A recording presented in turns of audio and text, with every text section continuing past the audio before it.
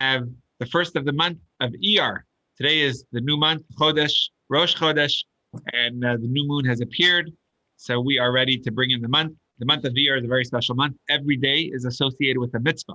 It's the only month of the year that has a mitzvah connected to every day of the year. That's the mitzvah of the counting of the Omer. Every day of the month, we count the Omer. So from the beginning to the end of the month, it's packed with the mitzvah. There's also some really nice holidays. There's a second Passover coming up in 2 weeks. We'll talk about that at a different Pirkei Avot class. We also have Lag BaOmer, as I mentioned before, that you would all be welcome to join us on the very special holy day. But the month of Iyar itself is an Aleph.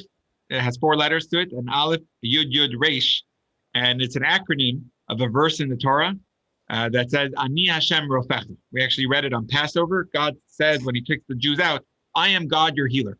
I will take care of all your wounds, all of your physical ailments, your spiritual ailments. Leave it up to Hashem and he will heal them. So God willing, may this month be a month of healing, both personal, for yourself, for your family, for our community, for the Jewish communities, for the world at large. We could all use a good dose of healings. This evening is the 2nd of Iyar. Tonight, it's a very special day. It marks the birthday of the 4th Chabad Rebbe. His name was Rabbi Shmuel, and he was the grandfather of the previous Rebbe. He died in 1883, but today is his birthday. He was a very special one of the Rebbes, and his famous statement is Lechatchila Ariber, which means, and the way he would describe it is that the world says that if you come to a wall and you don't know how to get through the wall, you go around the wall. If that doesn't work, you try to go under the wall. If that doesn't work, then you go over the wall. But I say from the get-go, Lechatchila Ariber, which is in Yiddish means go over. Don't think of everything else. Don't even see the obstacle of anything. Just go right over it. And you'll see that's the most direct route to take. So if a person is going through struggles, challenges, you try to avoid them. You try to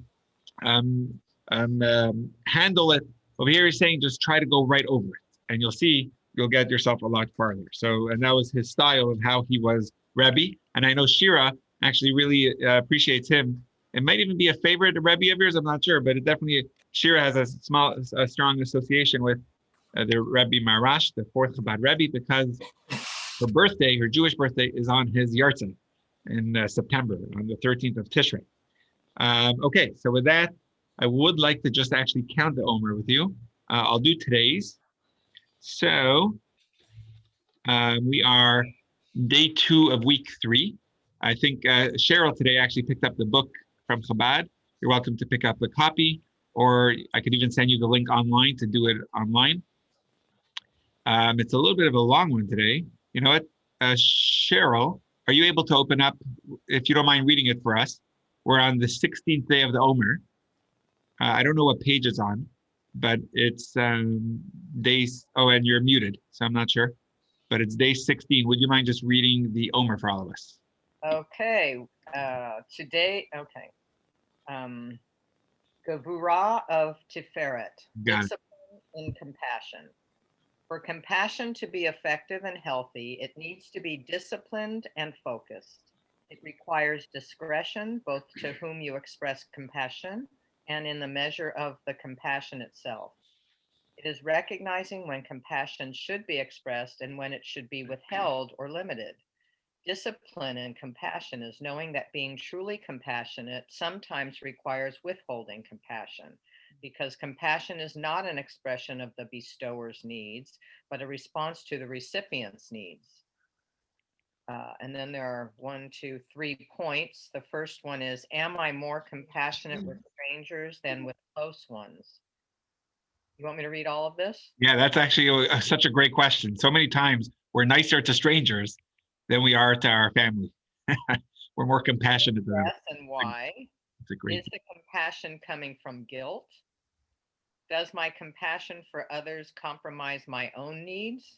Am I helping others at the expense of helping myself? Perhaps the contrary is the case. Does my compassion for my family and close ones overshadow others' needs? So awesome. Thank you. A lot to think about. That's That's just one of the 3 points. Okay, read the next one. I would love to hear more. The next one says, perhaps the contrary. Oh, I'm sorry. That was okay. So that was, I'm sorry. That was 2 points. Okay, sure. I guess. I don't know. And no need to apologize. That's perfect. Anyway, I'll keep reading. Whether they're points or not, I can't discern. Is my compassion impulsive and careless? Do I assess the measure of compassion necessary for a given situation?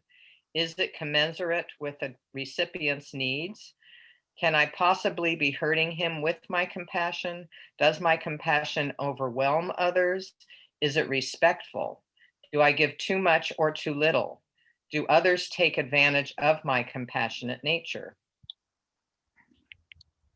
So I wonder if I guess I can't share this on the screen so that we can look at it and respond to it. Yeah, but also I have the link. I could actually share it with everyone after the class so they could check it up themselves and keep the count daily. I'm not sure if I shared it in my previous email. I think I actually shared it in my previous email to everyone, but I'll share it again. Okay. With that, we'll dig into Pirkei Avot. We're learning ethics of the fathers. We're learning. I just realized there's a second page. You know what? That's good for now. I'll let everyone see the link. I'm already digging into my Pirkei Avot. I got excited, so I will segue into it. But thank you very much, Cheryl. It's all about working on ourselves, working on our character, which is what the Omer is about, which is also what Pirkei Avot, ethics of the fathers, is about. So just a quick thought before we dig in. Ethics of the Fathers is the only tractate of the whole Mishnah, which has many tractates, over 60 tractates, thousands of pages. Howard actually went through the entire Talmud in the span of 7.5 years, studying a page a day. So it's quite a milestone, quite a feat, quite an accomplishment. Yet, in all the tractates of the Talmud, every Mishnah, or every tractate, every chapter and tractate has disagreements, has discussions. With one person says, this is what time Shabbat starts, by sundown. And the other person says, no, it should start when the stars come out.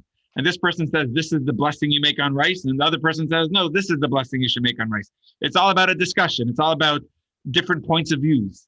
Every tractate has disagreements, has discussion of different rabbis disagreeing in the Mishnah, describing their opinion on certain matters of law. And different tractates talk about different matters. Yet this tractate is a very short one, and it's the only one that doesn't have any disagreements.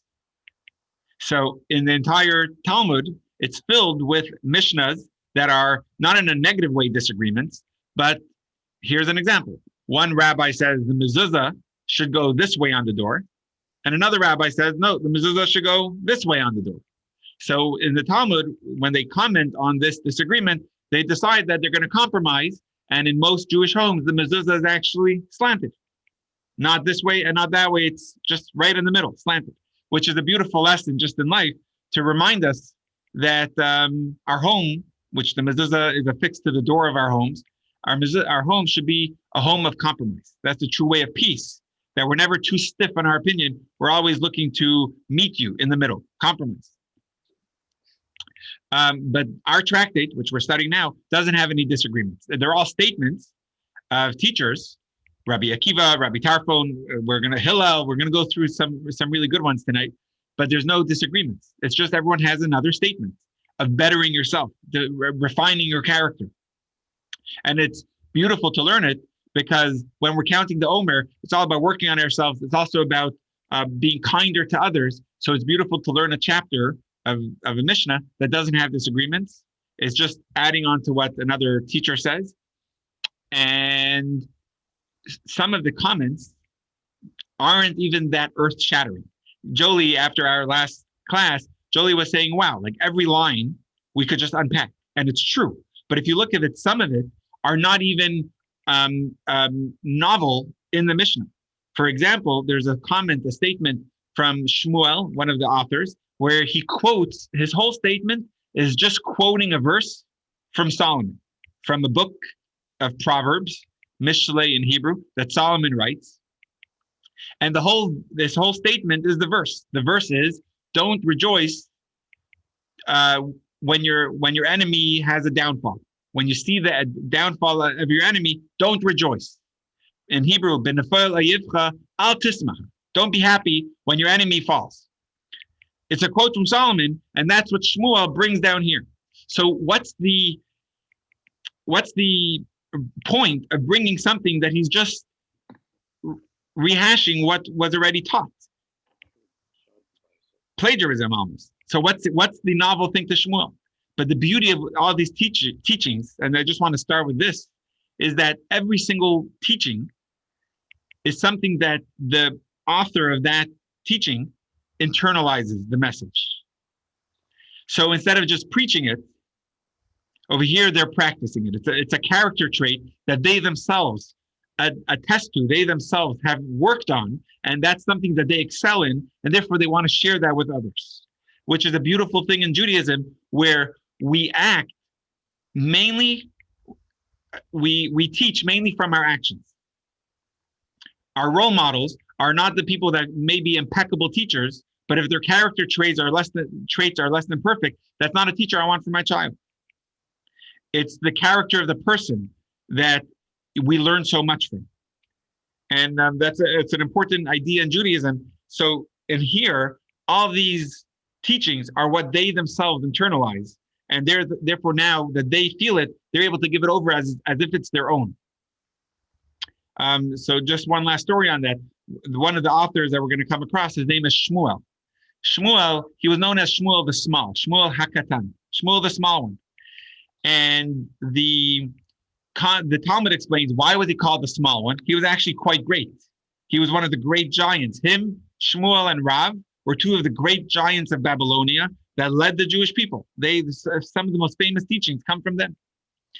But he was called the Small One, the humble one. Why? Because he was so great. Listen to this story.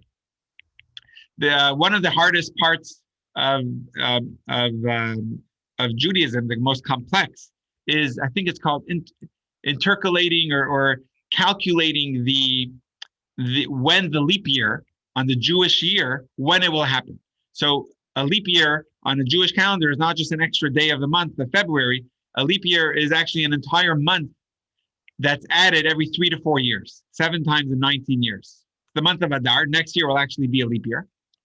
And Shmuel was one of those great giants of the Jewish people that would help decide when should be a leap year. It was based on math and weather, everything that they had to predict ahead of time. So it was the 7 greatest leaders of the generation would get together. They were invited by the prince. His name was Rabbi Gamliel, and he would invite 6 of his colleagues in Jerusalem, and they would meet every few years. So Shmuel was invited to one of these meetings. And when Rabbi Gamliel, who always spoke his mind and was very sharp, when he walked in, there were 7 other colleagues there.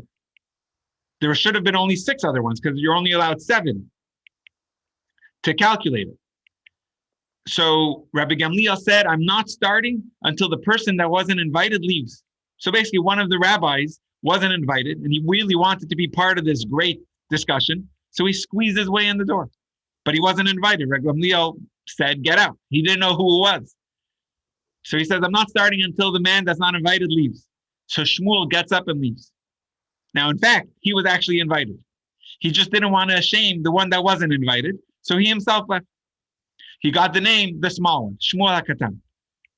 So that's these teachers, that's who we're learning from. Something that they internalize messages of humility or whatever else will come across. That's a little bit of the Pirkei Avot, ethics of the fathers. If it's okay with everyone, I'll be sharing my screen. I'll zoom in to the comfort level of whoever's reading, and we'll give it a start. Any questions before we begin? Okay, I guess we're good.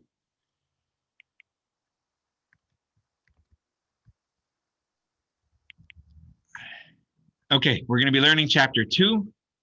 We are going to squeeze in. I'll be scrolling over the page. There's some that are easier to explain, some that are harder, some that we did a little bit last year, and some that I'm going to analyze a little more. So we're going to try to get through 15 Mishnah at least. And on Mishnah 15, I have a little bit more prepared thoughts using the curriculum from JLI on that specific Mishnah. But it's always beautiful to go through as much as we can. So let's roll through it on Mishnah 1. This is from Rabbi Yehuda Hanasi. Rabbi Yehuda, he was known as Rebbe. So if you actually look in the English, the bold words are the literal translation of the Hebrew. The non-bolded words are the extra interpolated words that basically help see the flow of the Mishnah. So he was actually simply known as Rebbe. Why? Because he was one of the greatest teachers. Rabbi, or Rabbi Yehuda, he was the one that authored the Mishnah. The entire Mishnah came from Rebbe, from his brilliance. In his generation was a time when the Romans forbade the study of Torah, and everything was oral. Besides for the written Torah, the Tanakh, everything else was taught from teacher to student, which is how Moshe set it up. The problem is that no one was able to teach anymore, so no students were studying. So Rabbi Yehuda knew that he had to change the matter, and he actually had a close friendship with the Caesar at the time, whose name was Antoninus in the Talmud, or Antony. He was Antony Caesar, and they had a pretty close friendship. And he was able, during his time of his as being a Caesar, things were a little lighter on the Jews. Things weren't as heavy and as hard. So he was able to actually utilize that opportunity to collect all the main teachings from around Israel and write it down. So he collected the teachings, and that's what we have in the Mishnah. The Mishnah is actually quite short. The Gemara, which is the commentary on the Mishnah, the Talmud, is what analyzes it in the next generations. But Rabbi Yehuda, he was a giant, but he was most famous actually for his humility. Let me see. Okay, so that's a little bit about Rabbi Yehuda. He was, just to give you, to see how, one last thing about Rabbi Yehuda, he was born on the day that Rabbi Akiva was murdered. So he was born on Yom Kippur, the day that Rabbi Akiva was murdered, which is a beautiful thing. It says when the sun sets, the sun rises, right? The sun is setting here, but it's rising somewhere else. So the same as with the Jewish people, the sun is never setting on us. There's always a leader that's there to take over. When Moshe died, Joshua was right there. So when Rabbi Akiva died, Rebbe, or Rabbi Yehuda, was born to be able to be the next leader. So let's see a teaching of Rabbi Yehuda. It's a little bit, for me, this Mishnah is, the first half of the Mishnah is harder to fully understand. I hope, Howard, I prepped you enough that you're able to give over something. But let's see. Jake, I have you first on my screen. If you're comfortable, I'm going to zoom in to your comfort, and you'll read Mishnah 1. Unmute. Oh, yeah, sorry, Jake. You're muted. I forgot to tell you that. Sorry. I'm new at all this computer stuff. Good. Well, welcome. All right. So you want me to read where it says Rabbi Yehuda? Yep, you got it. Rabbi Yehuda Hanasi says, which is the proper path in life that a person should choose? And I'm just going to scroll down for himself. Go for it. For himself, any path that is honorable and beneficial for himself and is also honorable and beneficial to other people. Be as careful with a commandment that you think is not so important as you are with a commandment that you think is very important, because you do not know how much reward is given for different commandments or how important they are to God. Compare any expenses or loss of money that might be caused when you do a commandment with the reward that you will receive for doing it, and compare the temporary physical gain from a sin with the loss that it will cause. Consider the 3 things listed below, and you will not come to commit a sin. Know what is happening above you in heaven. There is an eye that sees everything. 2, there is an ear that hears everything. And 3, all your deeds are written and recorded in a book. Awesome. Thank you. So there's a lot going on in this Mishnah. So the first thing, let's just break it up a little bit. Number 1, if you're trying to choose a path, it has to be a path that is honorable and helpful, beneficial to you and for other people. If it's only beneficial to you, if it's only beneficial to other people, that's probably not the right path to be on. It has to be a path that is honorable to you and also is beneficial and honorable to other people. Be careful with small mitzvahs as you would be with more important mitzvahs. Compare the loss of that might come by doing a mitzvah. And the final thing is very, I think, so important. There's an eye that sees everything, an ear that hears, and all your deeds are being recorded.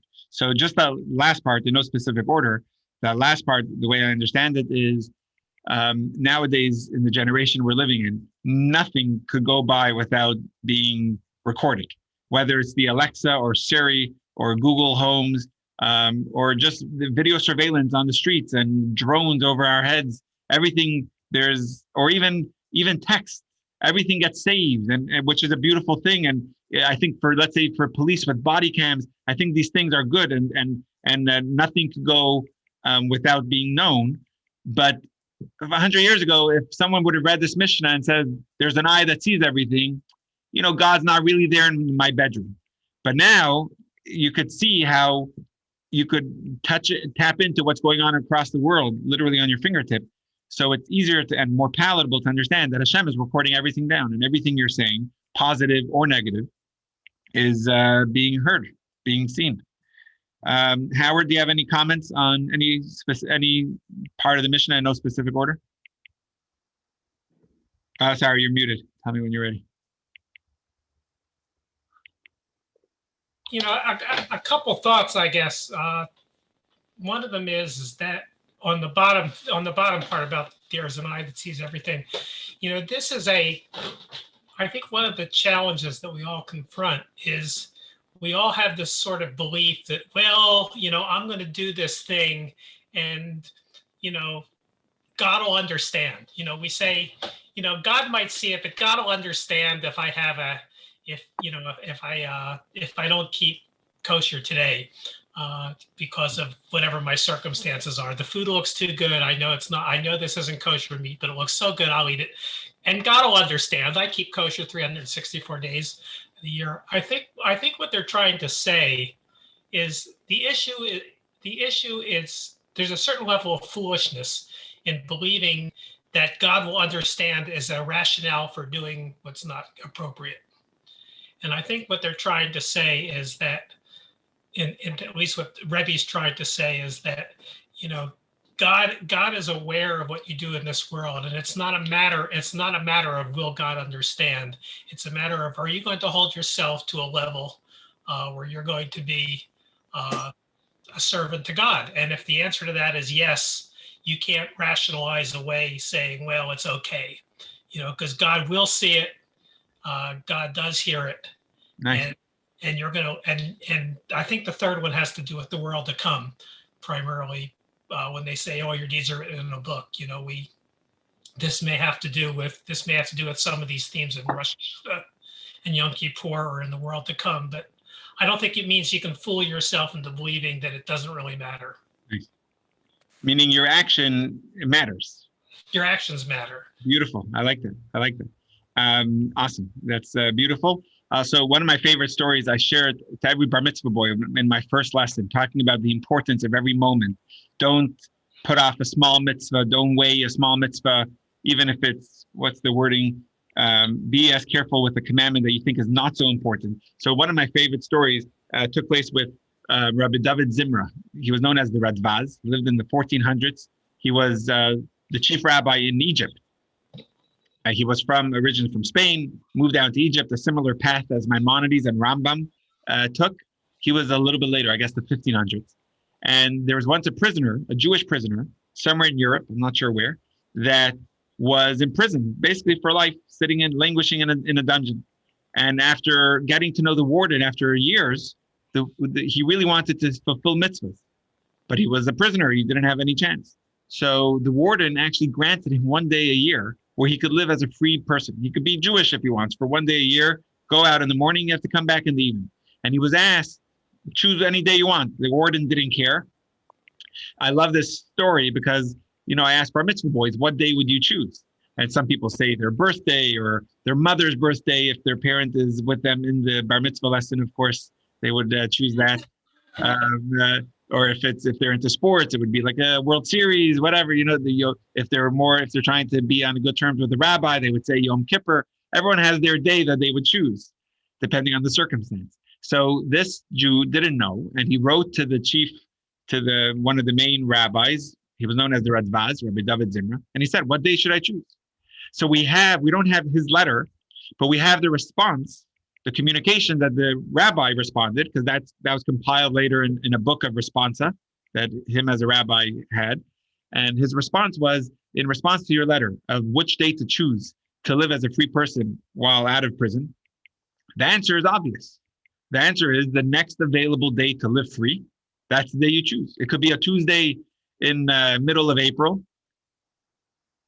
or it could be whatever day he's giving you as the first possible opportunity. It's the 24 hours that you could live and do mitzvahs in a relationship to God. There's no greater mitzvah of living on Yom Kippur than there is on a Tuesday in the middle of April. The mitzvah today applies today, and therefore you take that because every day is equal. Every mitzvah, even if you think is not as important, it is important.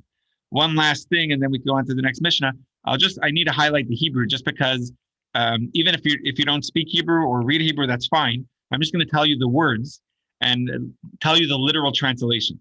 So the way this is translated here is you should know three things and you won't come to the hands of sin, as Jake was saying. So the first one is, actually even before, it just says you should know what is above you, what is happening above you in heaven. So da means know, like K-N-O-W, you should know. Ma, what is lamaila, above. Mimach means you. So the way it's understood is you should know what is above you. There's an eye that sees above you. There's an ear that hears above you, and everything is being recorded above you. So watch your steps.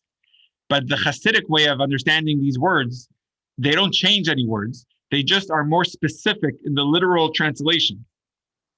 And the way they translate it is, da, you should know, ma lamaila, what is above, mimach, it is from you. Whatever happens on high is the effect of what is taking place by you. However you behave, that's going to be the reciprocity from on high. And actually, your action, as we were saying before, your action affects our world, and your action also has a ripple effect in the higher worlds. So it's a beautiful way of learning the Mishnah that you should know that what is happening on high is actually coming from you. So that's the way the Hasidim learn this part. And also just being a little bit more specific on the words. The line before says, and you will not come to the hands of sin. Right? Look at three things. So the way it's translated, it just says you will not come to commit a sin. But literally in the Hebrew, the word for lidei, avera, would mean literally to the hands of sin. You may be familiar, a yad is a hand, or if you ever came to my house and you wash your hands for challah, we do a blessing together called al netilat yadayim, which means on the washing of the hands. So lidei means hand. So over here it says you will not come to the hand of sin, to the handle of sin. And the way I understand that, to the hand of sin, is you won't come to sin right away. But when a person, a slippery slope means one day you bend a little bit, you push the red line a little bit further and a little bit further until you look back and you're like, oh, how did I even do that? The way people are caught in embezzlements, they didn't one day decide I'm going to embezzle $5 million. It started with $50, and then they're like, this is not so bad, and I have a good reason to do it. Eventually, they get stuck. But it starts with the hand of sin. It starts with a very gray area until it grows and grows to an actual sin. So the way he's saying it over here is, lidei avera, you will not come even to the handles of sin, to the things around the sin, to the hand of the sin. Okay, a couple of thoughts for Mishnah 1. Let's go on to Mishnah 2. Let's see, Robin, I have you next on my screen.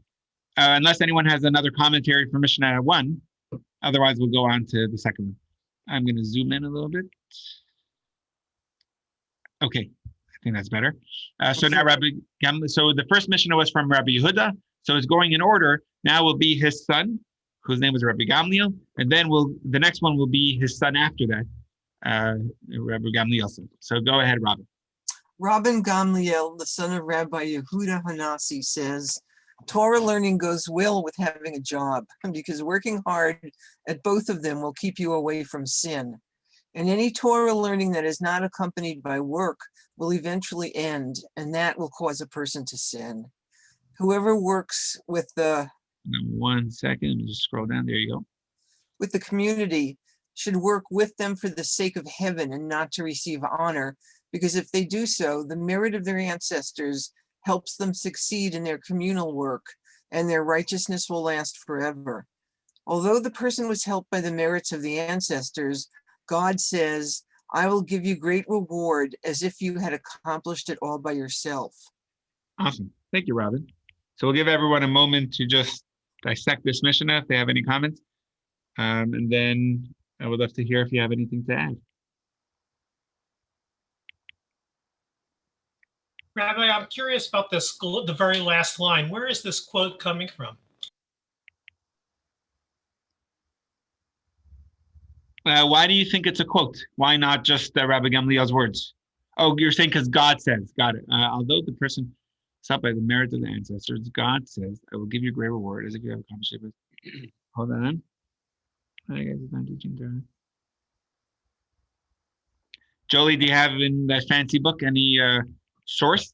Howard, I'm not so sure that it's sourced in a verse. It may just be Rabbi Gamliel's word saying what God will tell you. I will give. What page are we on in the fancy book, Rabbi? I'm having a hard time. What's the number of the Mishnah that we're on in the fancy book? Good question. We're on Mishnah 2. It's on page 52 of the fancy book. Does anyone know? I think it's not a quote from anywhere. That's my guess. Just because I don't see, and it would have given a source maybe.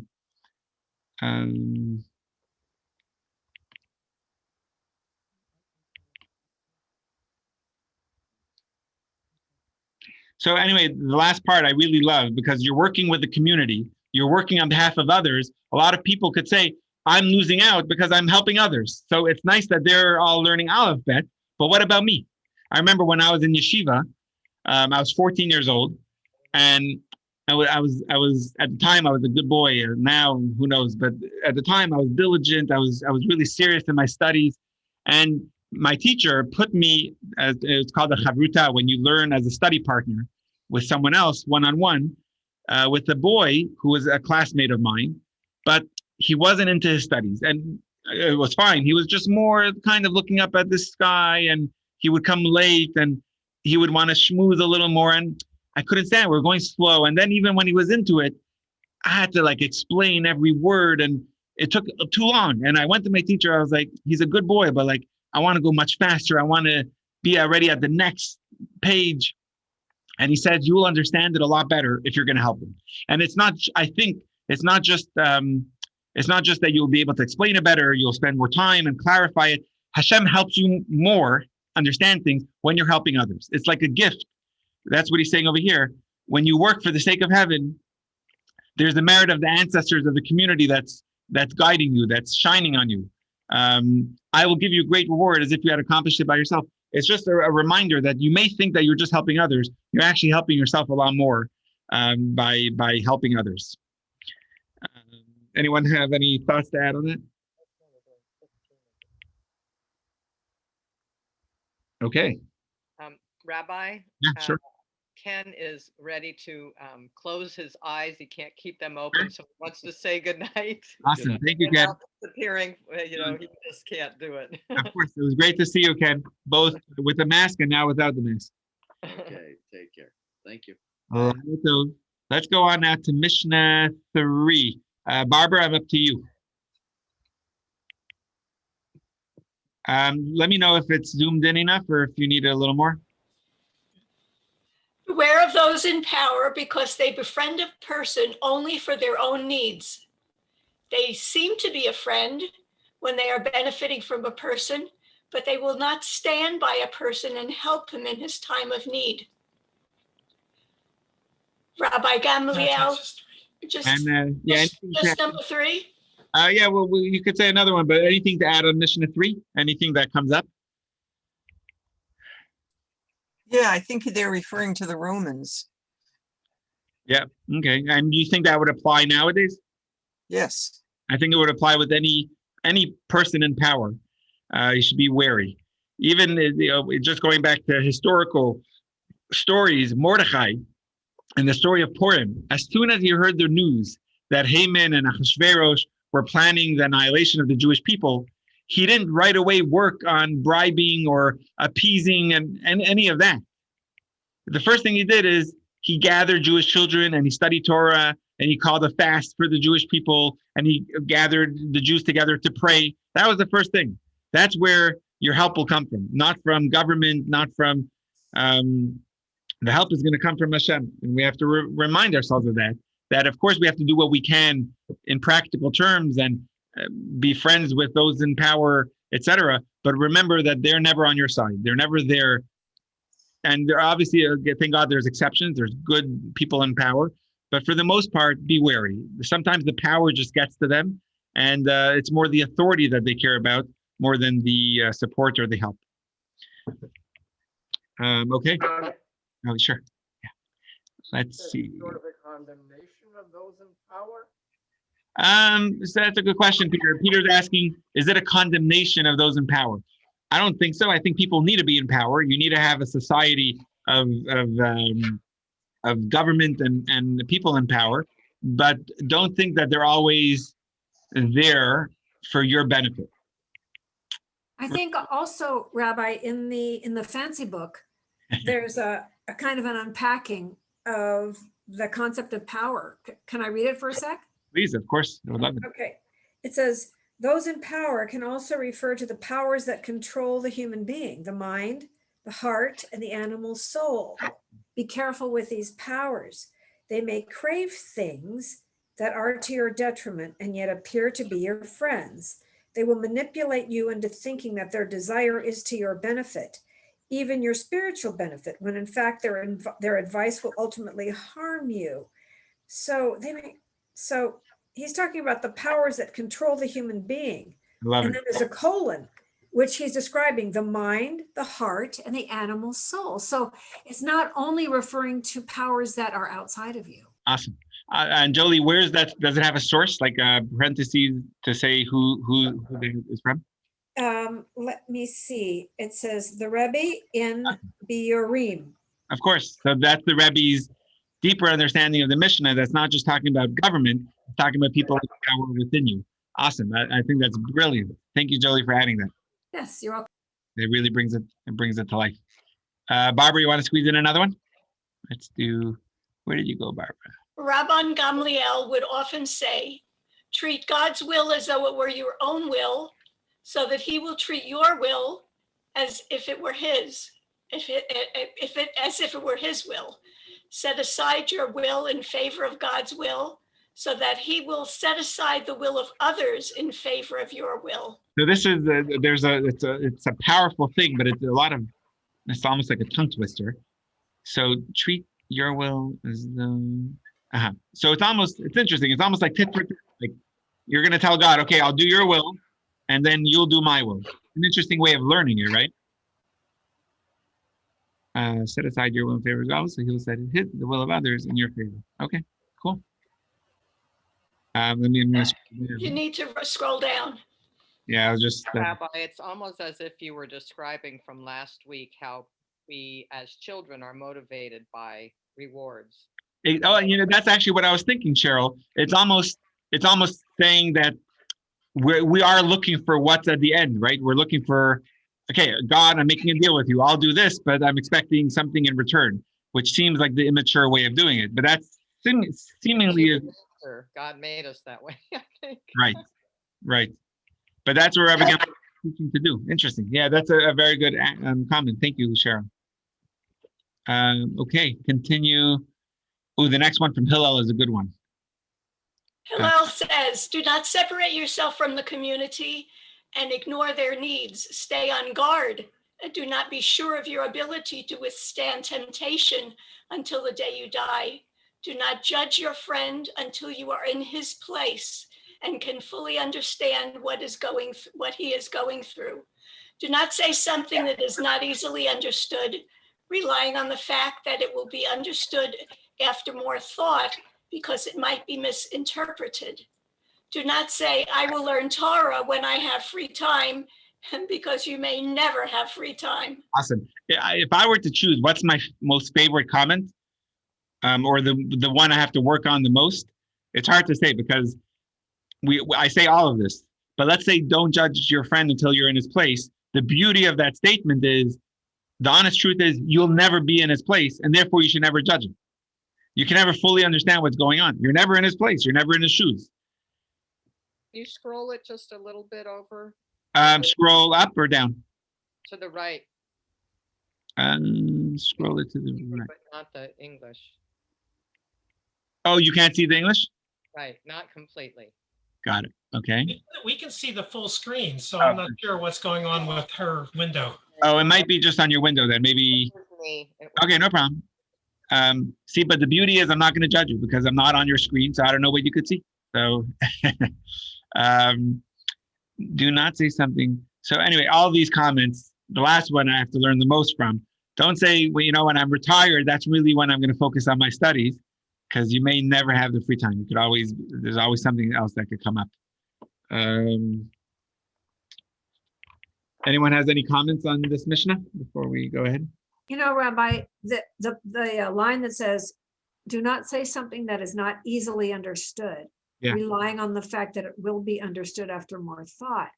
That is incredibly challenging because it means we have to take into consideration our words, how they might be being received, which is unknowable to the person with whom we're speaking. So, you know, if you unpack that, that implies that then you will need to check with the person you're speaking with that they have understood what you're saying. And you think, Jolie, that even if you're very clear and not cryptic or riddled in your speech, that even then you're not sure how they would take it? I'm sorry, what was the last thing you said? That what? Oh, and like you're saying that even if you're careful, you should always double check with them to see how they're hearing it, right? How they're understanding it? Well, I don't think you'd have to do it with every line. I think that'd be a little bit obsessive, but I think for the more complex issues, when you're sharing an opinion, when you're stating something that's not primary colors, I have learned the lesson the hard way because you don't know how the person is interpreting or misinterpreting. So I think this is just kind of encouragement to take that into consideration. Awesome. You know, this makes me think of a situation that we might all remember. And I think it was the very beginning of Obama's first term, and a minor functionary in his government used the word niggardly, you know, selfishly, and it was misinterpreted, and he wound up having to quit, which is kind of a crazy, you know, example, but you know, not everybody has that kind of vocabulary. He had an understanding that was above the understanding of the common person with the fifth grade education, I guess. And wow, so and Robin, from what it's saying here, is don't try to use those words if it could be misunderstood or offensive, even if it wasn't intended that way. Interesting. Exactly, that's how I see that. Yeah. I love it. Okay, cool. A few other nice thoughts as I see them, and I hope everyone could see the Hebrew. There may be a little box blocking it, but the word in Hebrew for community there's a few words. Kehillah is one of them, which literally means an assembly. But the word Hillel chooses is this word here is tzibur. Tzibur is made up of the main three letters is a tzaddik, a bet, and a resh, and it spells tzibur. And it's an acronym for tzaddik, benoni, and rasha, which are three types of people. It's the righteous person, the intermediate person, the person that is a little more challenged and struggled, and the rasha is the wicked person that's compromised and weak and gives in and to temptations and is not easily inspired. But yet, all three are part of the word tzibur. A community is made up of all people. It's not only the righteous that can be part of a community. It's not only the struggled. It's everyone together. That's what makes up a community. And I think, by the way, just a little bit deeper, when it says don't separate yourself from the community, so over here it says don't ignore their needs. But I think there's even more. If you remember last week in chapter 1, we learned you should make a fence around the Torah. There's certain communities that they put rules in place, and we're not talking about, maybe it's more like shtetl communities where they all knew each other well, they all grew up together, they're all raising families together, and there are certain, sometimes depending on the generation and the times, the community leaders would put certain laws in place for their community. If there was someone who was acting inappropriately, the community leaders would say no one is allowed to frequent that person in their house or be together with them in different places. And over here saying you can't, even if you disagree, you still have to be part of the community and follow certain rules that is put in place by the community or leaders, even if you don't agree with it. I think that's part of Hillel's statement. I saw that in one of the commentaries here.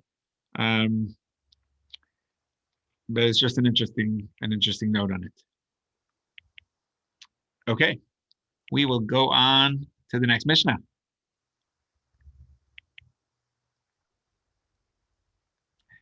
Let's see, kind of lost my order here.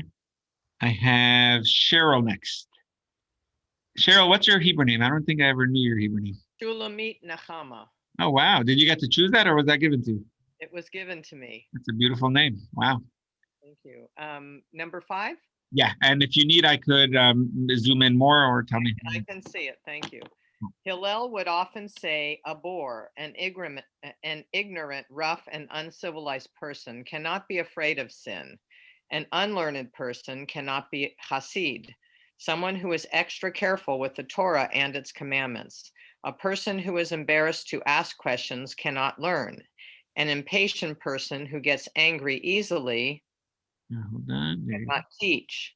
A person who spends too much time in business cannot become wise with Torah knowledge.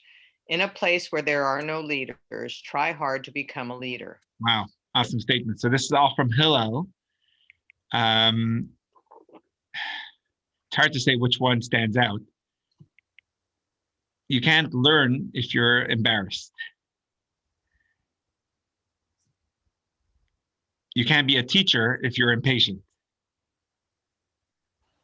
I like that. The implication here, Rabbi, to me at least, is that you can overcome all of these. It doesn't feel to me like it's just criticism. Right. But it's a way out. In other words, you can aspire to. Yeah. I like that. If you want to do those other things that they say you can't do if you are all those things. Because clearly people are doing those things even though they have these traits. They're just not getting through as well with those traits, I think. Awesome. And what does that first one mean? A boor cannot be afraid of sin. Yeah, I was wondering also, I would love to hear if anyone has comments on that. I have in my work scroll book. Oh, let me hear. What does it say, Adrian? He used to say a boor cannot be fearful of sin. A boor is a person of no substance, without even the minimal intelligence necessary to conduct basic business. In context of our Mishnah, a boor is one who is completely lacking in Torah knowledge, good deeds, and character refinement.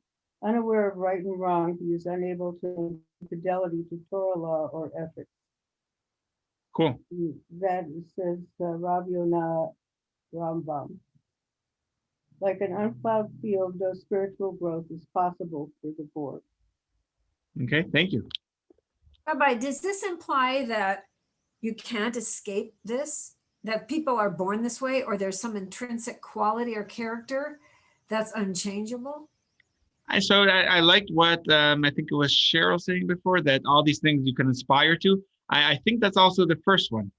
An ignorant person could be educated. A rough person could be trained to be kinder. And I think the point is that fear of heaven, afraid of sin, is something that we learn to do, right? You through Torah study, through being around kinder people, you develop that. I think that's also something part of changing. A boor is not someone stuck in that way. I think so. I would love to hear if anyone else has. No, no, it was the same word in Hebrew, which was Yeah, and by the way, it comes from the Hebrew. The English stole it from the Hebrew. interesting. The word bore. It's I think like there's a few words like that, like a maven. I think it's an English word also, but it comes from Hebrew. Yeah, I think bore is one of those.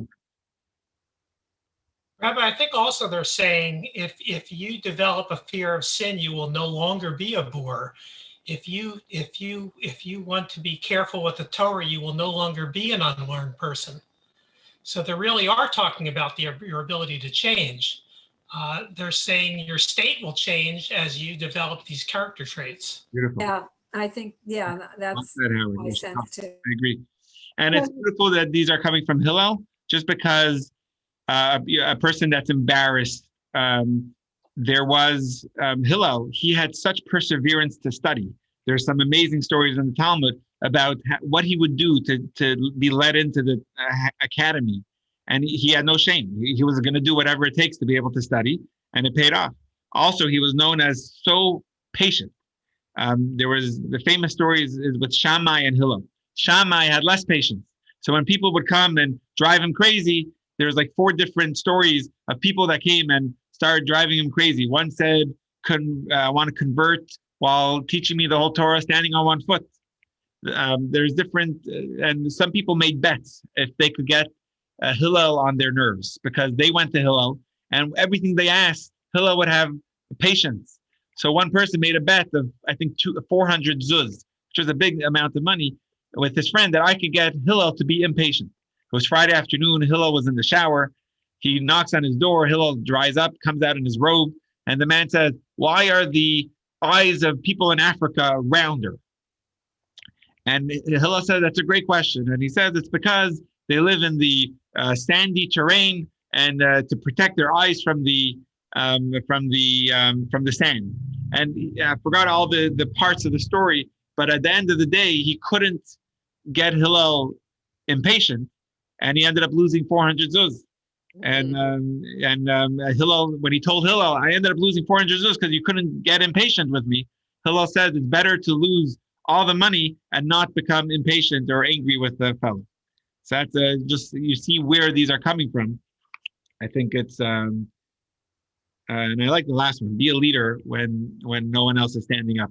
If you see someone else being mistreated, don't say everyone else is watching. Adina just told me she was reading in the news of an elderly woman who was being beaten, and people were just watching from inside a window and not doing anything. And I think it's called the bystander syndrome, when everyone else is just not doing anything, and therefore you don't do anything either.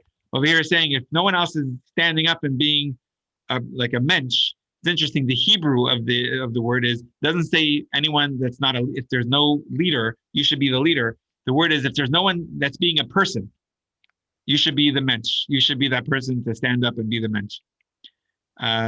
Okay, we'll start skipping a little bit. I think Mishnah 7 is also from Hillel. It's really cool. Let's go to that one. We're gonna try to get through a few more. So let's see. That's funny. Peter, he doesn't want happy worms, huh? Let's see. I have Cheryl. You read, right? I think read here. So then, Peter, I have you next. Are you comfortable reading, Peter? Sure. Are you able to see it, or do you want me to zoom in a little more? No, I'm fine. Yes. Hillel would often say, do not indulge in too much eating, because the more flesh a person's body has, the more there will be for the worms to eat in the grave. Why is that bad? Has Hillel been to a bar mitzvah? The more possessions someone has, the more worry he has. The more wives someone has. By the way, just on that one, we just received our first electric bill for our big. I almost had a heart attack. Oh my. Oh, you mean for the center, you mean? Yeah, because now we have a bigger place. So the electric bill is through the roof.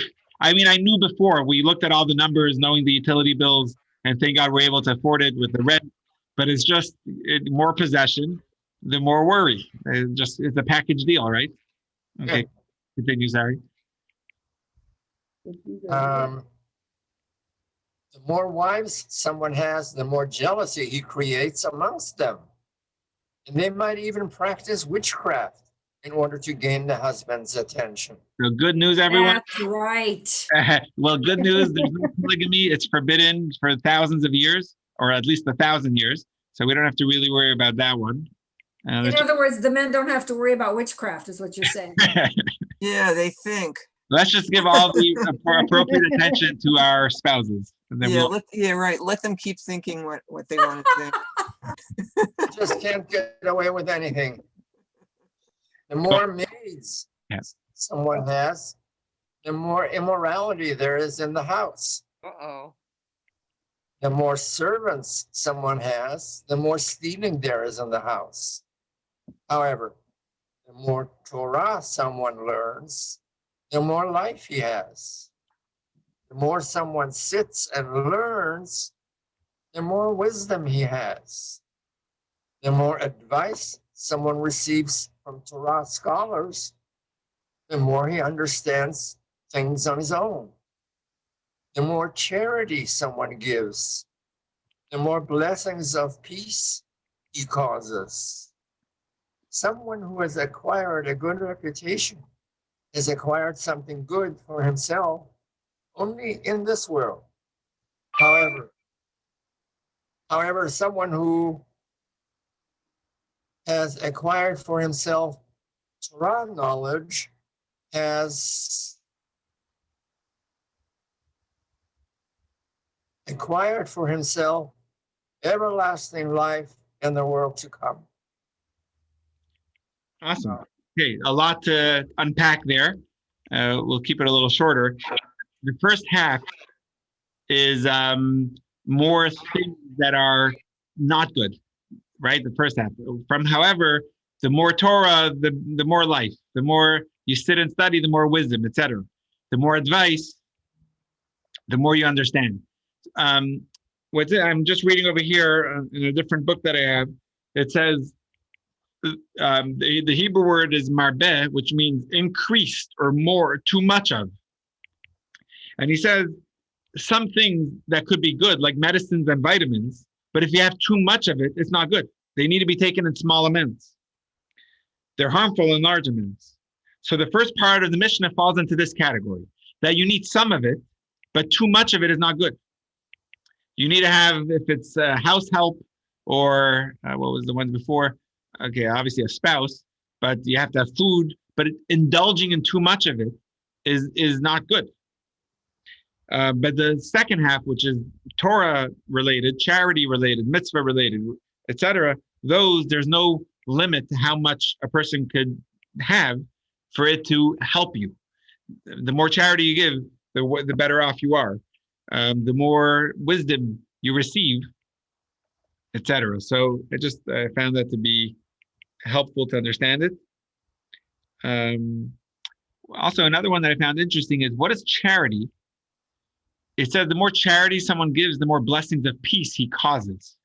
What is the relationship between tzedakah and shalom, between charity and peace? Like, why is that? Food and worms, I could see the connection. Servants and stealing, okay, I could see the connection.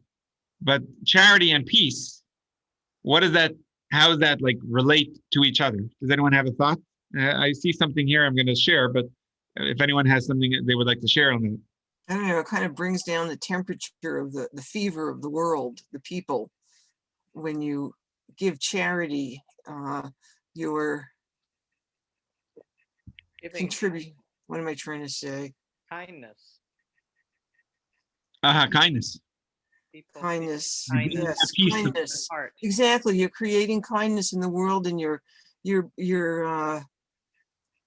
going to create more peace. You're cooling things off, cooling off the fever. Robin, you know what? I think that's really perceptive, because what I'm thinking is there's a precursor to charity, and that's the need for charity, which means that there's trouble, right. There's loss, there's need, there's a lack, there's a dearth of something, and that in itself is the heat, is the thing that you're cooling off, the pain and the suffering of the world. So I agree with what you're saying. Yes. I'll add one comment here. Thank you, Robin and Joey. I'll add one more. It says like this: when a person sins, his neshama, his soul, is being held captive by his evil inclination and prevented from expressing its love for Hashem and fulfilling God's wishes. We all know that when we're doing something inappropriate, we don't feel comfortable just yelling out a prayer. We're doing something that we shouldn't be. So our neshama is feeling imprisoned, almost in chains. So when that person that did a sin gives the tzedakah to a pauper, helping redeem the pauper from his misery, food or whatever, the person's neshama, the person's soul, is then freed from its own captivity. So you're helping redeem someone else. You yourself are now able to be liberated and redeemed, and is once again able to connect to Hashem. In this way, tzedakah, charity, brings peace between the giver and Hashem. So the peace, Robin and Jolie, as you were saying, is you're bringing more peace and kindness, as Cheryl said, in the world. But over here, saying there's also a kindness and peace that is being developed between the person whose neshama was kind of being held captive, and now is able to be more in a relationship with God, enabling them to connect to each other, God and the giver, without any more interference. And the more one gives, the more blessing of peace he's able to bring about. I could check where that's from. There's a source. And if anyone wants I'll show you the book. Last year, I recommended to Jolie a book, and now I'm using another book. This is actually a teaching from the Rebbe. What I just taught you, the source is from one of the Rebbe's letters that he communicated to someone. It's a book that they made on Pirkei Avot. Can you see myself? A book they made for children. So my children learn from it on Shabbos now, after Passover. It's the Weiss edition Pirkei Avot. I love it. It's, first of all, there's beautiful pictures and nice stories in every Mishnah. The text is the same as the one we're learning in the English, but there's some beautiful, easy to read commentaries. Not as deep as some other ones, just easy to give over, easy to read as a couch read. And if anyone wants, I could share the link. I got it probably on Amazon or something. I could share the link. Yeah. There's also, I have a footnote on that's off of, who's it from? I'm not real clear who it's from. It's just part of a commentary on Pirkei Avot. It quotes Isaiah, and Isaiah says in 32:17, the act of tzedakah will be peace. And I think Hillel is actually essentially paraphrasing that. Awesome. V'haya ma'aseh tzedakah shalom. Awesome. Beautiful. That's a perfect. You're right. That is a paraphrase. Tzedakah brings peace. Awesome. That's a great comment. Thank you. I like it. Cool. If everyone's okay, we're gonna skip to, maybe we'll read one more and then we'll skip. Just because I love this man. His name is Rabbi Yochanan ben Zakkai. This is Mishnah 8. So Rabbi Yochanan ben Zakkai was a student of Hillel and Shammai. I'm just gonna give you a little bit of who he was. He lived as the leader of the Jews during the time of the destruction of the temple. I can't imagine what that was like. The closest I could relate to it is, think of the leaders of the Jews during the time of the Holocaust, what they went through. I know with the previous Rebbe, the difficulty of hearing of the tragedies and of the Holocaust. So anyway, Rabbi Yochanan was the leader of the Jews during the time of the Second Temple destruction, which is 69-70 CE. And he put many decrees into place in order to preserve Jewish study, in order to preserve Jewish life. He actually instituted a city in Israel for Torah scholars to continue maintaining to study. It was called Yavne. Yavne is a city in Israel. I think it's still around. He lived to 120, which is like his teacher Hillel also lived till 120, which was like Moshe, who also lived till 120. Rabbi Yochanan was always the first to leave and the last to leave the academy, the yeshiva. He was knowledgeable in all parts of Torah, which was usually different rabbis excelled in a certain area.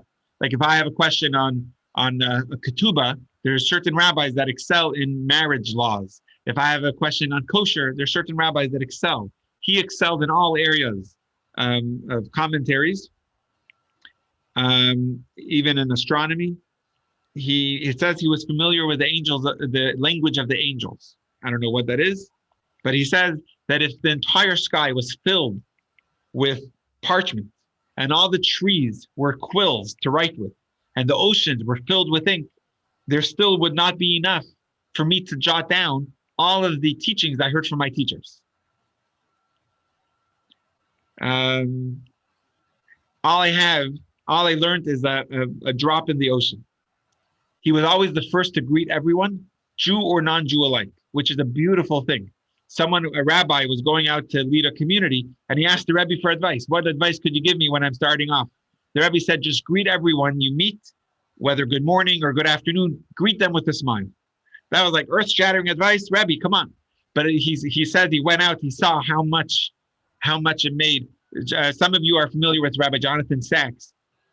He has so many good, blessed memory. He passed away 6 months ago, Robin, 6 months ago, 5 months ago, somewhere around there. One of the best comments I've heard, so many good comments.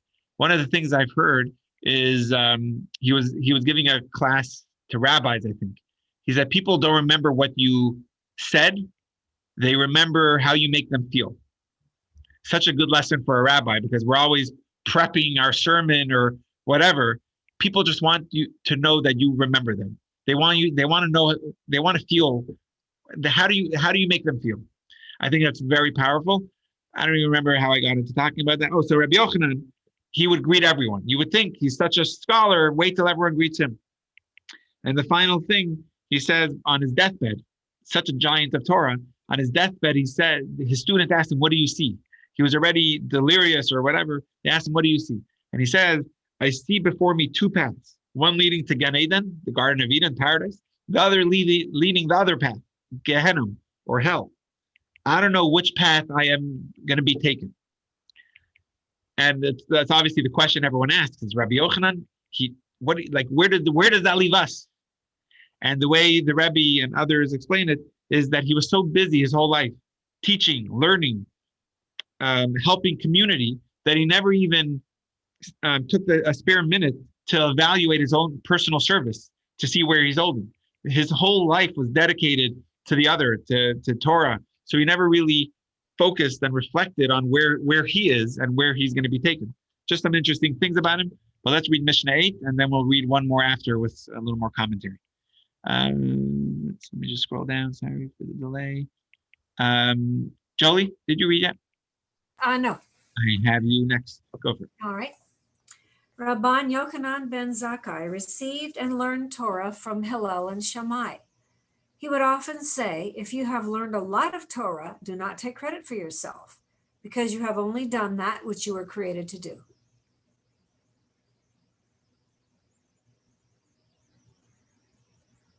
Was there more to scroll or? No, it's just that it's such a. Okay. I love this Mishnah. Sometimes you learn Torah and you're like, wow, I'm doing a good job. That's what you're here for. Like you're doing your job. I love it. Okay. It's just a little lesson. It says over here, some people, whether they have a good memory or if they're sharp and they're able to understand things a little quicker, some people could sing beautifully. Some people know exactly what to say to cheer someone else up, their charm, whatever. Whatever your talent is, just remember that it comes from God. It's a gift from God. So don't take the credit. Of course, you should appreciate your good voice or your wit or your charm, your humor, your patience, whatever it is that you know that you're good at. But just remember, it's God's, that He gifted it to you. And that's the purpose why God gave it to you, so that you should use it for good purpose. Okay, we will now skip, if it's okay with everyone, to Mishnah 15. There's a lot of good ones. But I already lost Ken early, so I have to make sure we don't lose the rest of our troops. Adrian, I have you next on our screen. Are you comfortable with reading Mishnah 15? Yeah.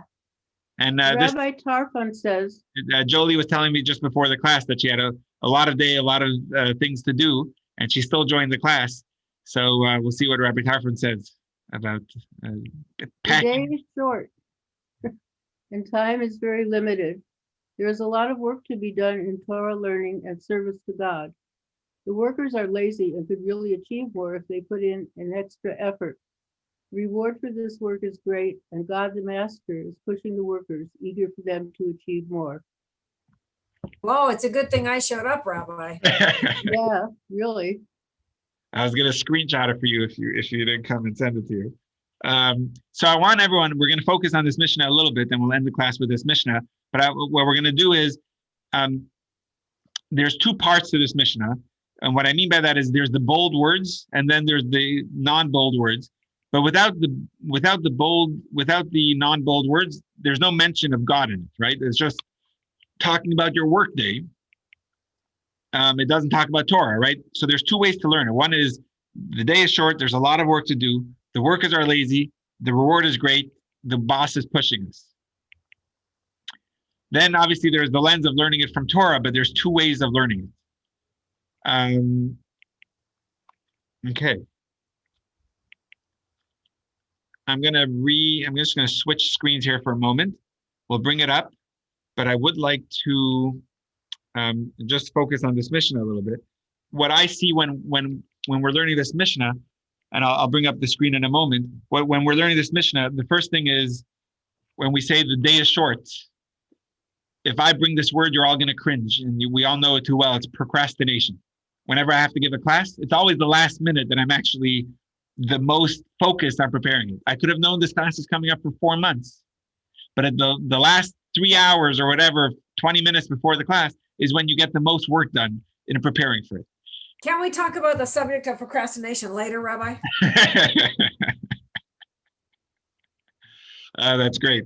So I love how Rabbi Tarfon is bringing it up and saying we can make excuses, but there's a lot of work to do, and we've got to get it done. And Hashem, the boss, is urging us, is pushing us to do it.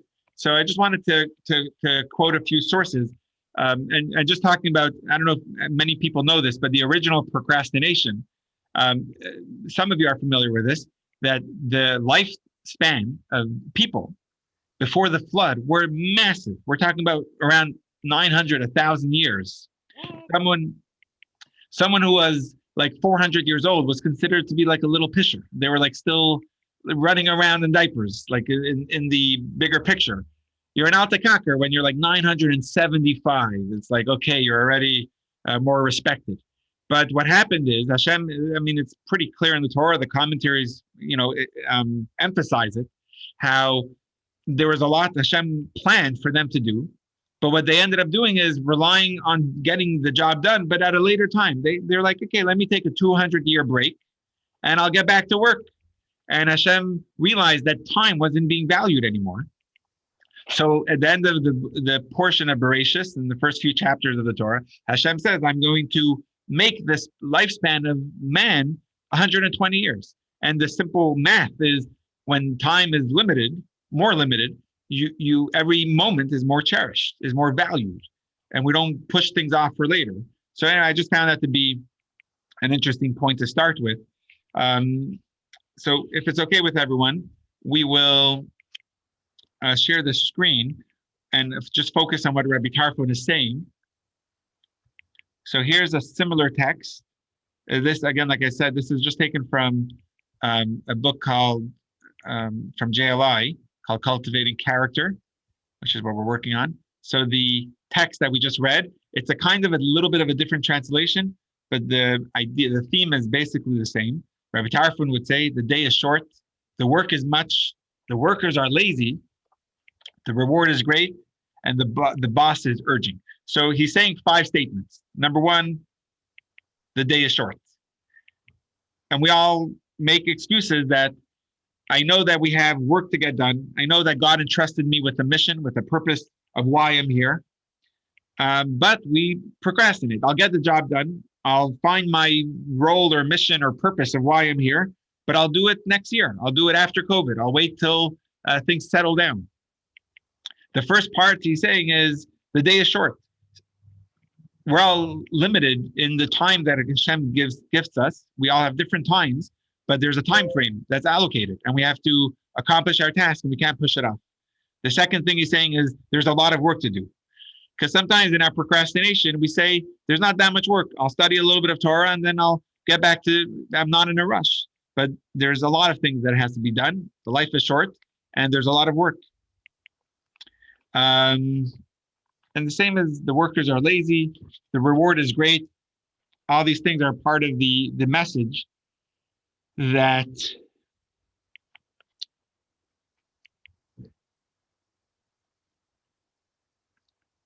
the last part that I just want to focus on that. When it says the boss is urging, which is referring to Hashem, is that a pressure? Like, what does it mean the boss is urging? Or how do we, what was the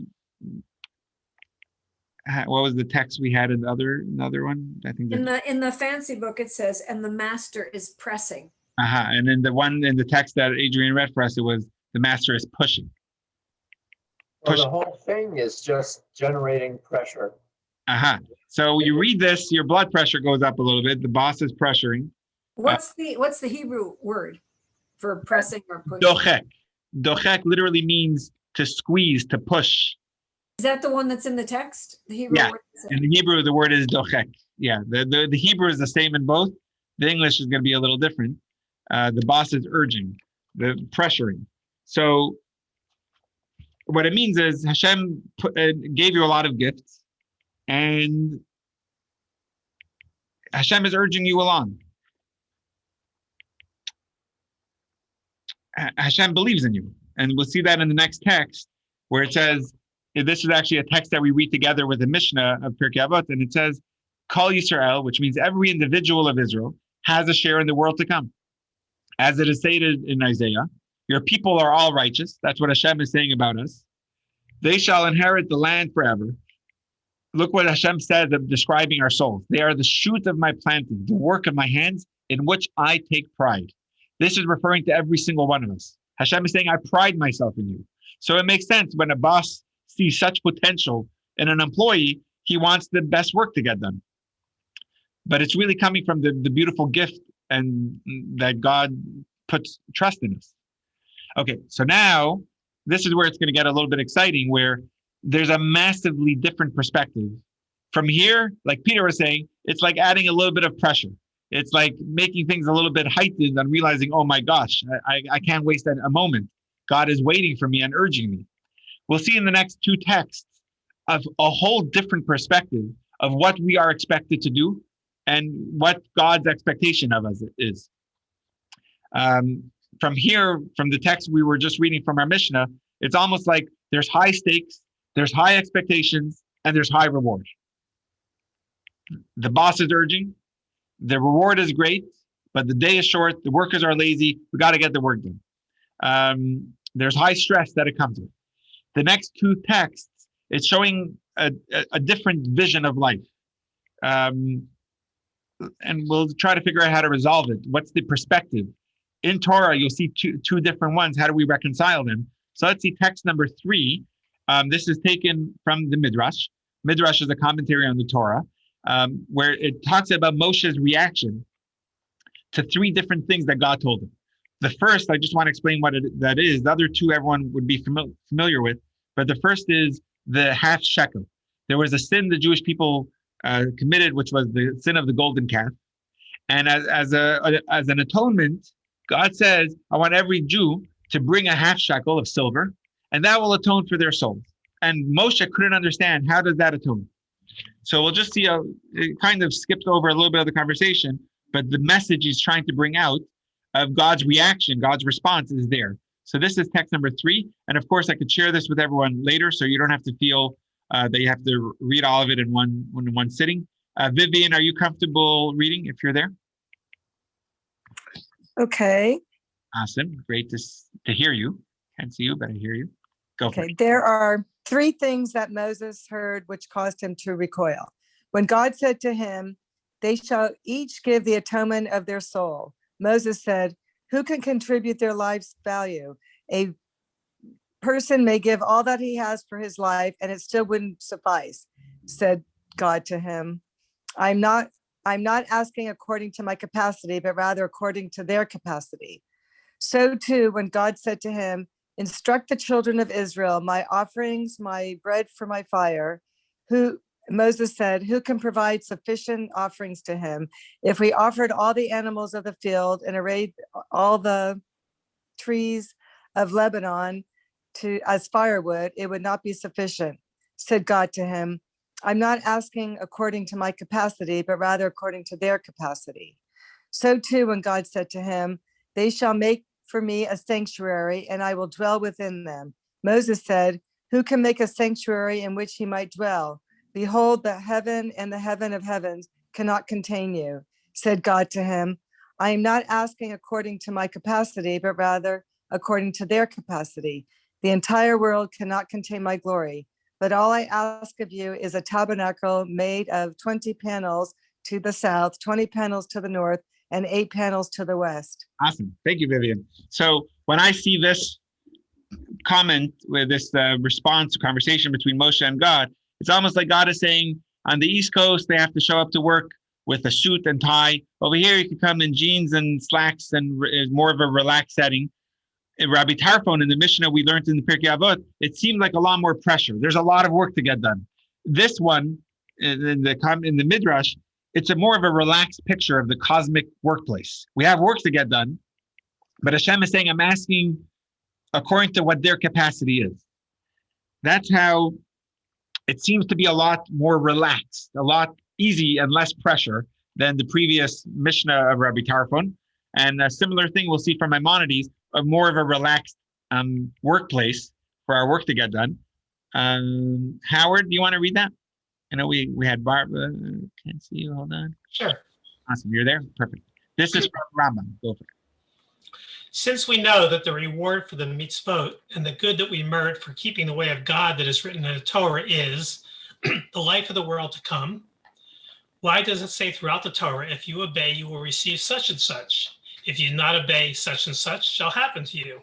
All this, things that are the present world, such as plenty and hunger, war and peace, sovereignty and subjugation, inhabitancy of the land and exile, success and failure, and all the other promises of the covenant. The explanation of the matter is as follows. God gave us this Torah. It is a tree of life. Whoever fulfills all that is written in it and knows it with a complete knowledge merits thereby the life of the world to come. But God also promised us in the Torah that if we observe it with joy and with a good spirit, he will remove from us all things that may prevent us from fulfilling it, such as illness, war, hunger, etc. And that he will bestow upon us all blessings that bolster our hand to observe the Torah, such as abundant food, peace, and much gold and silver, so that we need not preoccupy ourselves all our days with our material needs, but be free to learn the wisdom and observe the commandments by which we will merit the life of the world to come. Awesome. It's a beautiful text, Howard. And I think the point that these two texts are showing us is this is a lot more relaxed. Of course, we have to get the work done, but the setting, the environment seems a lot more encouraging. Whereas the one we read before of Rabbi Tarfon from Mishnah 15 of chapter 2 of Pirkei Avot is more of a hard driving boss that's standing over us and saying, you're lazy, get to work. There's a lot of work to get done. There's good reward. You get good earnings, but it's more of a supercharged work environment. So which one is it? Is it a benevolent employer who's giving us all the amenities, as we're saying in this beautiful text that Howard read? Or are we supposed to be pushed beyond our comfort zone? So the beauty is both. There's one text I showed you from the Pirkei Avot, which is what we've been focusing on. These two texts from the Midrash and from the Rambam, very important authorities and texts of Torah. But when you see the difference of where they're coming from, it's just a different perspective. And you could actually choose either or both, but it's one, like there's not one better, but just different and different perspectives. Like we discussed earlier, the Mishnah of Pirkei Avot is dealing with our ethics. It's working on becoming better. It actually says, what is a chassid? Someone who goes above the letter of the law. We're not doing the bare minimum to just make God happy. It's like in a spousal relationship where you're doing the other person above and beyond what they ask you to do, because you love them and therefore you will do anything for them. So a chassid is one who's in a relationship with God that it goes above and beyond. That's what really the ethics of the Father is, going above, pushing ourselves beyond what we normally would have to anyway do. beyond what is obligatory. We spend an extra time in the sukkah. We don't leave as soon as the meal is over. And in California, it's nice to spend the time. But when you're in the East Coast and it's winter and you still say, I'm going to spend another half an hour in the sukkah because I love the mitzvah. You know, these type of things, it's showing the going above, going beyond the obligatory part. That's what a chassid is. Is that what we would call chumrah? Yeah, interesting. Yeah, I guess, yeah, chumrah would mean being stringent, right? Yeah, I guess that's awesome, Robin. Yeah, I haven't heard that word in quite a while. A chumrah, interesting. Yeah, awesome. So, you know what else? I'm sorry. Yeah, no, go ahead. Yeah, sure. What else I was thinking, this picture came to my mind of, like, when I read some of these things, I think in a linear way, like this, therefore this, therefore this, a little, not absolute, but very black and white.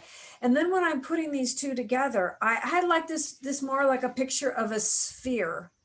Like Torah learning and these lessons encompass a huge sphere of space and possibility and thought and unpacking. It's not black and white. And it's a respect of human frailty and a respect of how we work as people. We're not going to achieve that perfect pinnacle. Right. And we shouldn't shame ourselves because we're not going to, but we shouldn't give up either. Beautiful. And realizing that I think that sums up what cultivating character, and realizing that I like that. I like that a lot, Julian. Thank you. I mean, I'd like to comment that I wish I could share your comfort level with those second two texts, but I have found probably the most intimidating, pressure-ful thing in my entire life is if somebody tells me, all I want you to do is live up to your potential. I mean, to me, that is a much scarier thing than any mitzvah that God puts in front of me. Well, you know, it's kind of like that story about Rab Zusia. I love it. I was thinking about it, but please share it. Please share it. I love hearing that story. Well, Rab Zusia goes after, I guess it's upon his death, or he imagines it's upon his death. He appears before God, and he's concerned. I'm trying to remember. He says, "Why can't you be more like?" So he said, he told his friends and his students around him that when I go to the heavens, I'm not scared if they're going to ask me, why wasn't I like Moses? Because I have a good answer. I wasn't given the mind. I wasn't given the wisdom of Moses. I'm not scared if they're going to ask me, why wasn't I like Abraham? I could have an answer. I wasn't given a loving heart, benevolent heart like Abraham. What I am scared is if they ask me, why wasn't I like Zusha, which was his name. It's a beautiful story, and you're right, that does add some pressure. But the beauty and the perspectives that we're seeing from these different texts, and I think seeing the variation of Torah, a text from Mishnah that's expecting more, and Rabbi Tarfon is saying, the work, God is pressuring, we got to do it. And the more relaxed, like what Hashem is telling Moses, he didn't say do what you can. He's saying, I'm asking based on what on their what was the wording, on their ability. Thank you, Adrian.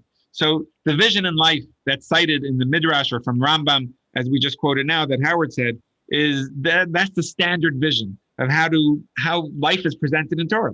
It's a vision of a benevolent God, and it's demanding us based on our capacity, based on what we can deliver on, and He's providing everything we need to carry it out. But on the other hand, the Pirkei Avot, it's a vision of life that's presented by Rabbi Tarfon in this Mishnah 15. It's a life of a chassid. A chassid is one. I love this quick quote. Someone once asked the Rebbe, "What is a chassid? Like, is there a membership? Where do I sign up? How do I become a chassid of the Rebbe? And do you need a beard? Do you need to wear a hat? Like, what's the definition?" And the Rebbe responded, "Someone who today works on themselves to improve over yesterday, and tomorrow will wake up and say, what could I improve over yesterday? Every day working on themselves, that's a chassid. That's someone who's working on themselves." So the life in the Mishnah Pirkei Avot of Rabbi Tarfon, in the vision that he's setting for us in Mishnah 15, is constantly pushing the envelope. He wants to achieve above the norm. So take in business, a person could be a successful businessman. That's all part of the pack of small businesses, and he's hiring a few more employees. But then there's someone that's pushing the envelope. He wants to jump above, and he wants to make the next million or whatever. I don't know what the goals are exactly, but you're pushing the envelope. I know even just with, getting our Chabad and going back to the Mishnah before, it's all from God. Don't get ahead of yourself and pat yourself on the back. But just in the, other Chabads in the Bay were so inspired, and in a positive way. They also now are looking to buy and calling me up for advice as if I have some earth, shattering advice.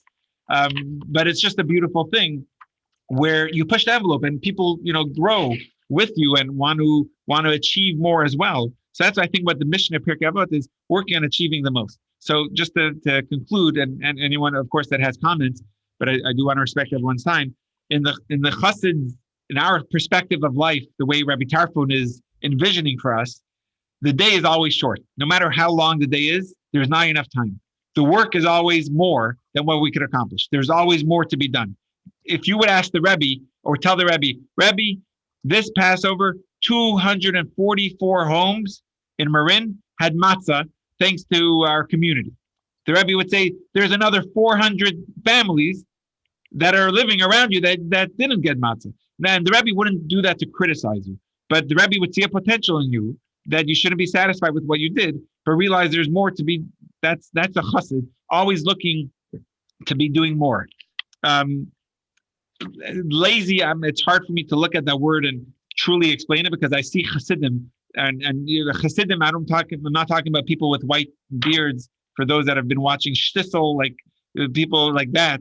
But what I mean is someone who's working on themselves. I'm looking at many chassidim right now on the screen, but they, in their own estimation, they consider themselves lazy, believing that they can make better use of their resources, of their potential, and that they're not maximizing. As Howard was saying, it's kind of a pressure that you feel because you're feeling you're not maximizing it. And God sees you that way also. God sees you in the standard way. He's urging you, but also expecting you to live up to higher levels. So to finalize, what's the real picture? Which one should we be seeing? The answer is both. Take the midrash. God is asking based on what you can do, but the choice is ours. It's up to us to choose which of these versions we choose to live. You could go above and beyond the letter of the law, and that's a choice, or you could go the standard. So just to state it otherwise, in the final thought, the standard version, which is what Hashem is expecting from us and to live up to, that's what God demands of us. Hashem will provide for what we need to accomplish it. Pirkei Avot version is what we demand of ourselves. It's putting ourselves to a higher pedestal. The standard version is easier, more tranquil, a little rosier. But the Pirkei Avot version, it's a little more pressure, as Peter was saying before. You feel the pressure, and Howard, like you were saying, you feel it. But the reward is obviously going to be immensely greater, living up to that and pushing yourself a little more, pushing the envelope.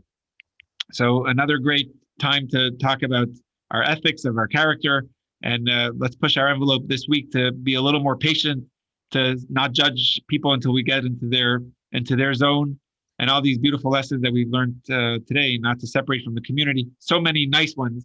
And I emailed the text for everyone to be able to study it themselves last week, but I could email it again if someone perhaps didn't get it. And you can already start studying ahead, or if you can, finish Mishnah chapter 2 this week. Print out the text. I could also, if you want, I could give you a recommendation of a Pirkei Avot book to pick up. And next week we'll study chapter 3 on 7:30 Tuesday evening.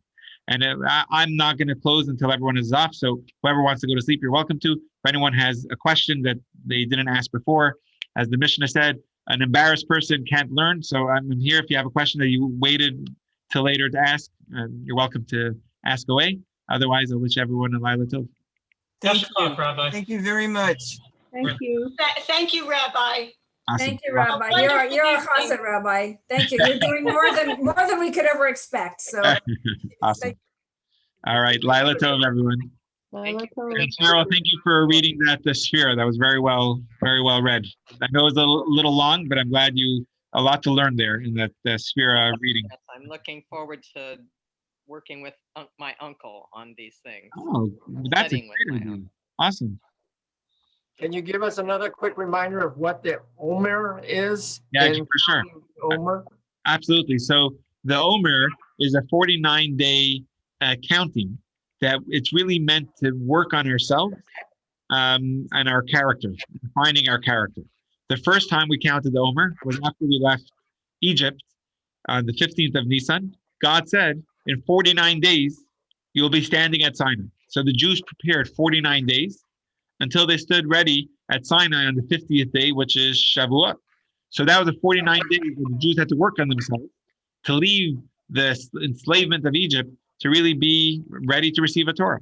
So ever since then, we've been working the days between Passover and Shavuot on the Omer. So it's actually a mitzvah in the Torah that says you shall actually bring up an Omer offering, which was a barley offering in the temple. And that was the first grain to grow in the season, in the spring season. And once that was offered on the day after Passover, we then count the Omer every day. It starts with the blessing, we do the counting, and every evening we count the Omer. So this past day, as Cheryl was reading, was the day 15, and we continue reading 16, 17, all the way till we get to 49. Also, during this period, another Day event. 16 today. What did you say, Cheryl? What did you say? It was day 16 today. It was day 16. Today was 16, and tonight. Got it. So today, meaning earlier today, was 16. Interesting. Okay, good. Thank you. Right. Well said.